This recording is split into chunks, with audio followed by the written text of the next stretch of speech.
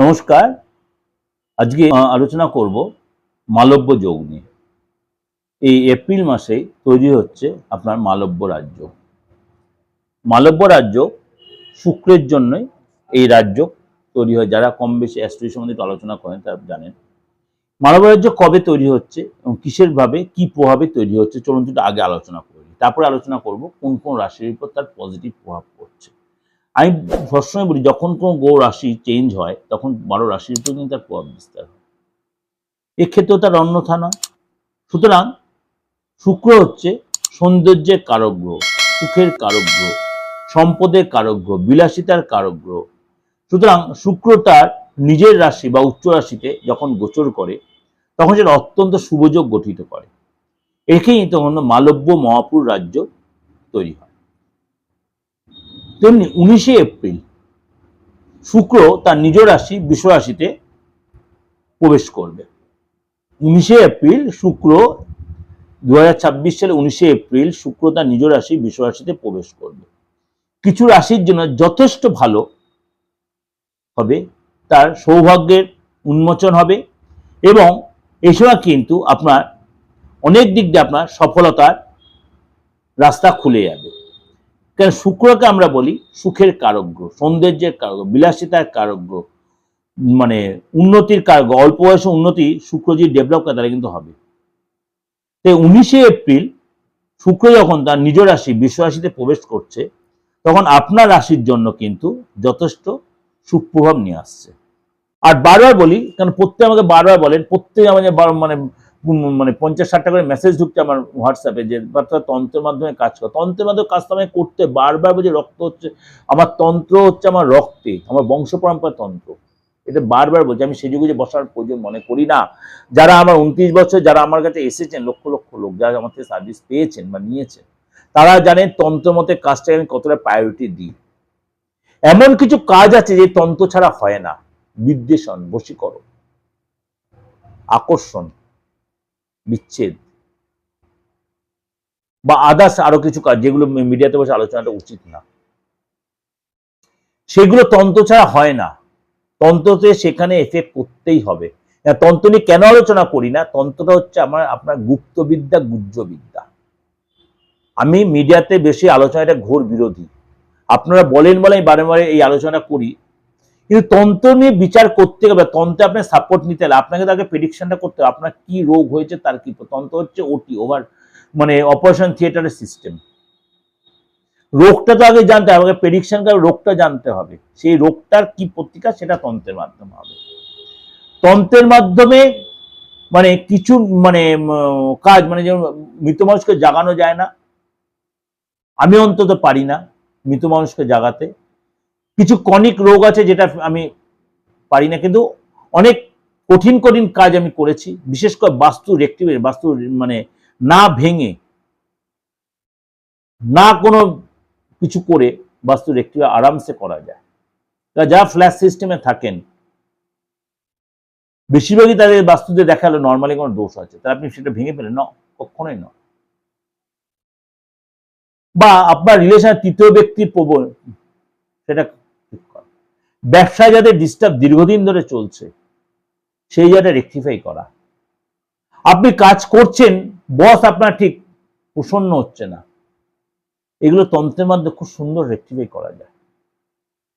খুব সুন্দর রেকটিফাই করা যায়, মানে কাউকে আপনার বসে নেওয়া, তৃতীয় ব্যক্তির কাট আপ করা, এগুলো দারুণ করা যায়। বা আপনাদের মধ্যে একটা সন্দেহের বাতাবরণ বা আপনাদের আইনি ঝামেলা দীর্ঘদিন জড়িয়ে আছেন, এগুলোকে রেকটিফাই করা মানে খুব সুন্দর ফ্রুটফুল ভাবে কাজ করা যায়। যদি মনে হয় এগুলো রেকটিফাই করার প্রয়োজন মনে করছেন, বিশ্বস্তলে ভরসালে অবশ্যই যোগাযোগ করতে পারেন। কেন আলোচনা করছি? যারা আমাকে প্রত্যেকদিন বলে আলোচনা করতে এই একটু শর্ট ভাই, সেই আলোচনার জন্য আপনাদের কাছে সবার কাছেই সোশ্যাল মিডিয়া আলোচনা করে দিলাম। সব ধর্মের লোকেরাই আসতে পারেন, এমন কোনো ব্যাপার নেই। হিন্দু ধর্মের শুধু লোক, সব ধর্মের লোকেরা, হিন্দু, মুসলিম, খ্রিস্টান, বৌদ্ধ, জৈন সবাই আসতে পারেন আমার কাছে। সবাই, সবার কাছে জন্য অবারিত দ্বার। আমি ধর্ম নিয়ে কোনো আমার ইয়ে নেই। সিংহ রাশি, সিংহ রাশির ক্ষেত্রে আপনার কিন্তু সাকসেস দেবে। বিশেষ করে আপনার 10th হাউসে আপনার কিন্তু এই গোচর হবে বা এই যোগ তৈরি হবে। সুতরাং আপনার জন্য কিন্তু আপনার কর্মজীবনে কিন্তু উল্লেখযোগ্য সফলতা আসবে। কর্মক্ষেত্রে আপনার মর্যাদা বা প্রতিপত্তি বৃদ্ধি হবে। আপনি কোনো ফ্যাশনেবল কাজে বা এই ধরনের কোনো কাজের সাথে জড়িত হতে চাইছিলেন, এই সময় কিন্তু সেটা জড়িত, নতুন কোনো কর্মে নতুন কোনো যোগাযোগ আপনি করতেই পারেন, নতুন কোনো রিলেশন, বা আপনার দীর্ঘদিন পর বিয়ে যারা আপনার ডিস্টার্ব চলছে, এই সময় কিন্তু আপনার বিয়ের যোগাযোগ আসবে, বিয়ে হয়েও যেতে পারে। আপনি রাজনীতির সাথে জড়িত থাকেন, সেখানে আপনি সাকসেস পাবেন, লোকের সম্মান পাবেন, প্রতিপত্তি তৈরি হবে, উচ্চতর পদলাভ হবে, দায়িত্ব বৃদ্ধি হবে, বিলাসবহুল জিনিসপত্র আপনি কিন্তু কিনতে পারবেন, সেই পারপাসে আপনার খরচ হবে। বাড়িতে কোনো অত বিলাসবহুল জিনিসপত্র কিনে আনলেন এবং আপনার জীবনে যেটা অনেকটাই আপনার উন্নতির কারণ হবে, অত উন্নতি আসবে আপনার। যাই, এটা কিন্তু আপনাদের ওভারঅল একটা আলোচনা করলাম। আমি সব রকম যোগ নিয়ে আলোচনা, যারা আমার প্রত্যেকদিন নিয়মিত ভিউয়ার্স তারা জানেন আমি পরপর নানা রকম যোগ, নেগেটিভ পজিটিভ যোগ দিয়ে আলোচনা করছি বা করি, বিগত দিনগুলো করেছি, এখনো করছি বা আগেও ভবিষ্যতে করব। আপনারা একটাকে গুলিয়ে ফেলবেন না। নেগেটিভ যোগ হলে নেগেটিভ সবসময় হবে না, তার পজিটিভ, তাহলে দেখবেন পরে আমি পজিটিভ যোগ আবার আলোচনা করেছি। পজিটিভ যোগের যে এফেক্টটা সেটা কিন্তু আপনার ক্ষেত্রে পজিটিভ দেবে এবং নেগেটিভ পোর্টটা অনেকটাই আপনার খর্ব করে দেবে, অর্থাৎ কমিয়ে দেবে। ভয় পাওয়ার কিছু নেই, ঘাবড়ে যাওয়ার কিছু নেই। নেগেটিভ জন্য কেন আলোচনা করি?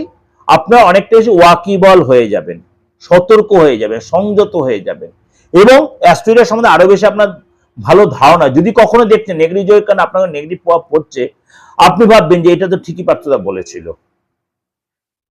ঘাবড়ে যাবেন না, দেখবেন সেটা সাময়িক হলেও ভালোটার জন্য আপনার পজিটিভ অনেকটাই আপনার মেনটেন হয়ে যাবে, ব্যালেন্স হয়ে যাবে।